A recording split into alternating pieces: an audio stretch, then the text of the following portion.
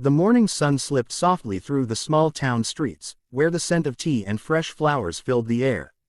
Aisha opened her little flower shop as she did every day, watering the roses, arranging petals, and smiling at strangers who came to buy love for someone else.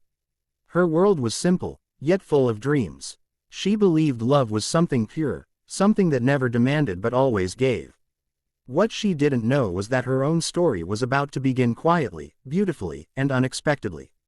That day, a young man walked in. Arham. Tall, kind-eyed, and a little lost. He hesitated at the counter, glancing around the shop before speaking. "I need flowers for my sister's graduation," he said. Aisha smiled, her voice soft as she asked, "How many roses would you like?" And in that moment, something inside him changed. Her words weren't just polite, they were gentle, like sunlight on a winter morning. He smiled back, clumsily choosing a bouquet that didn't even match. He left, but his thoughts didn't. The next day, he returned. And then again the day after that. Sometimes he bought flowers, sometimes he didn't, but every visit began the same way, with Aisha's shy smile and the quiet beating of two hearts learning to recognize each other. They started talking about books, old songs, and rainy evenings, about small dreams and big fears. Aisha found in him something she'd never known before, peace. And Arham found in her something he'd always searched for, honesty. Their friendship grew into something deeper, not loud, not rushed, just steady, like petals opening to sunlight. But love always meets a test. One morning, Aisha came to open her shop and found a letter on the counter. It was Arham's handwriting. Her hands trembled as she opened it. He had written, "Aisha, I'm leaving for abroad. My father's business needs me. I don't know when I'll return. But if I've learned one thing from you, it's that love doesn't always need to be spoken to be real. You taught me what it means to care, quietly, completely."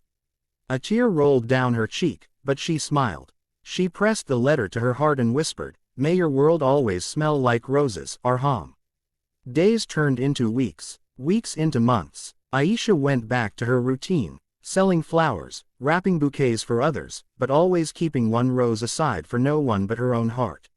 Sometimes at sunset, she'd sit near the shop window, watching the sky change colors and wonder if he ever thought of her too. Years passed. The shop changed owners. The town grew busier. But some things don't change. Her heart still waited.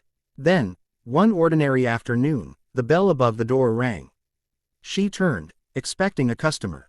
And then she froze. It was him. Arham stood there, older, a little tired, but with that same calm smile. The air between them trembled. She didn't move. He walked forward slowly, holding a single red rosé. His voice was soft. "This time, I'm not buying it for my sister." Her eyes filled instantly. He took a deep breath and continued, "I came to buy one last flower, for the girl who gave me her heart and never asked for anything in return." Aisha's tears finally fell. For years, she had dreamed of this moment, replaying it over and over. But now that it was real, she could only cry. Arham knelt slightly, offering her the rose. "Aisha," he whispered, "will you let me spend the rest of my life proving that your love was never wasted?" She couldn't speak. The whole shop went silent. The scent of jasmine, the soft music in the background, everything seemed to stop, except their hearts. Finally, she nodded, smiling through her tears. Words weren't needed anymore. That evening, as the sun set beyond the small town, they sat together outside the shop, surrounded by flowers, laughter, and memories. He looked at her and said, "You know, every city I went to had flowers. But none of them smelled like yours." She laughed softly, "Because they weren't meant for you." He smiled. Maybe fate just needed time. And that's how Aisha's story bloomed, not with grand promises or dramatic moments,